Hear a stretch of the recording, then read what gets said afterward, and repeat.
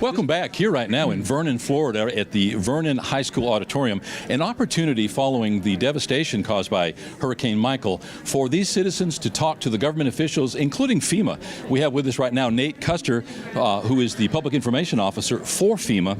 Nate, give me just a thumbnail sketch of what people can expect to see or be able to achieve here tonight by attending. Getting their questions answered is what it amounts to.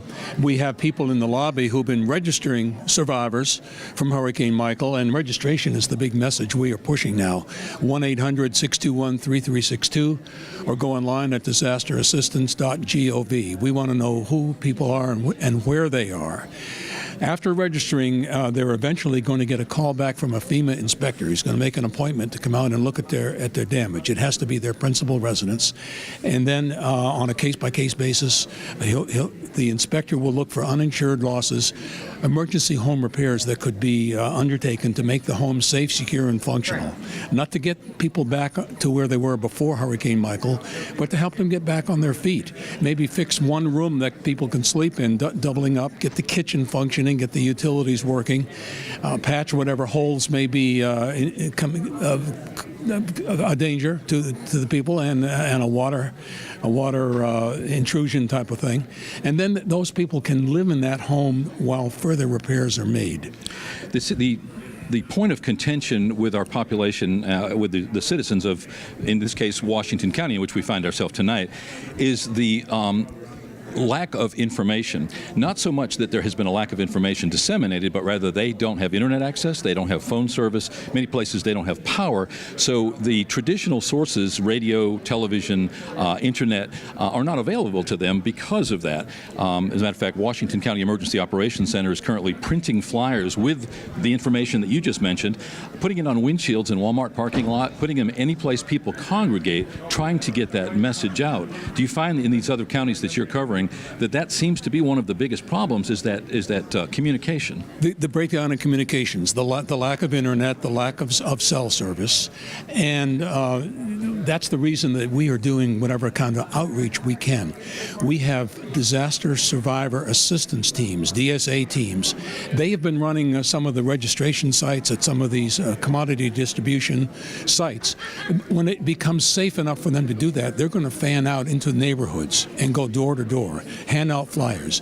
They have tablets with them. They can register people right on the spot. It's just that there's been some hazards in some of the neighborhoods, power lines still down, debris in driveways, and we really can't put our people into those types of situations.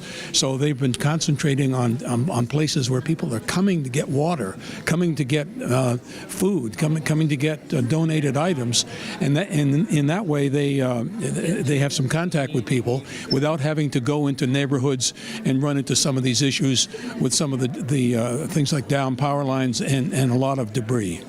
Can you take 2 steps to your left or right, please? You're right in front of my camera. Oh, sorry, sir.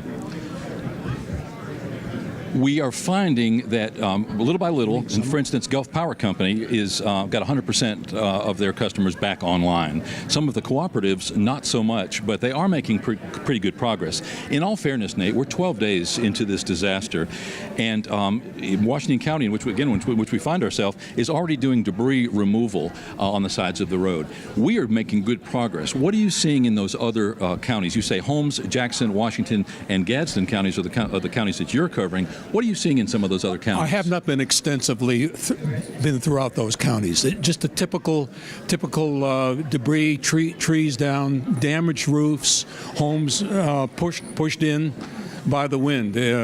Just typical damage. It looks to me more like a tornado than hurricane. And you're exactly right. A lot of twisted trees, a lot of pockets, little cells here and there of damage. Thanks for taking the time. They're almost ready to crank up here. I've got your information. You're going to be in the area for a while. I will be that. Yep. You'll be in Chipley tomorrow night for the same event? Be at the same meeting. We hope people will turn out, get the information, and get it firsthand. What I'd like to do maybe is reserve the right to maybe speak to you again tomorrow night, and then anytime that you're in the area, maybe you give me a jingle, and we'll see if we can't catch up with you and get the latest from your perspective. Be glad to do that. Okay. Okay, That'd be great. I'm going to hand some to you right now when we get done. Good.